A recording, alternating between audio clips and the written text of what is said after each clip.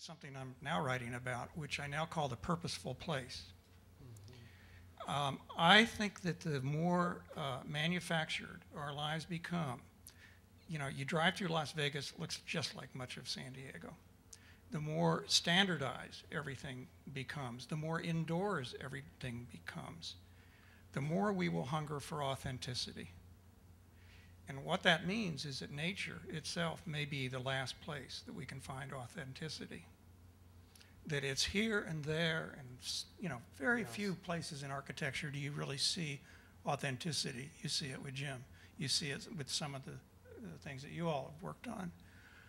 But in terms of true authenticity, we hunger for that. So I said to Mick, we've got this amazing place.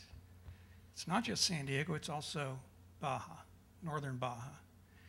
This is a biozone that is a hot zone. It has, at least, unless Riverside County has just passed us, it has more endangered species, therefore more species than any state in the United States. It has more plant species than the entire state of Alaska. The rainbow trout, the original rainbow trout that spread all over the world came from these mountains in northern Baja in San Diego.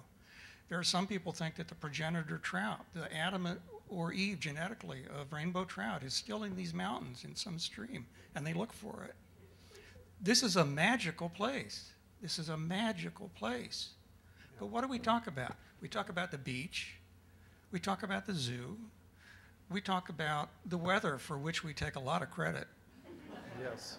And what are we marketing here? What story, in a sense, are we marketing to ourselves? What is our identity as a region that dramatically affects our personal identity? Yes.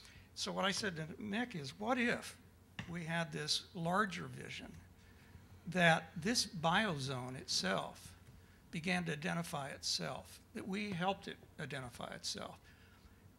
In the future, in many places, natural history will become as important to identity as human history, particularly in places like this where human history has been interrupted.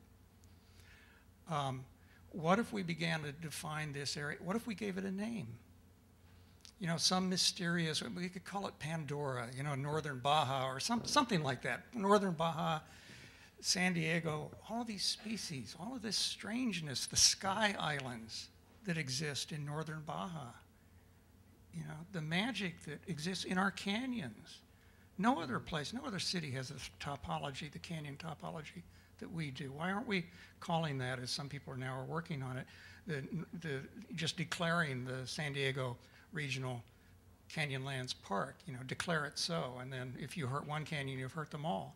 But place all of this in a larger container that we begin to take pride and wonder and feel wonder about. Yes. So that when people think about this region, they don't just think about the zoo or the beach, they think about this amazing region that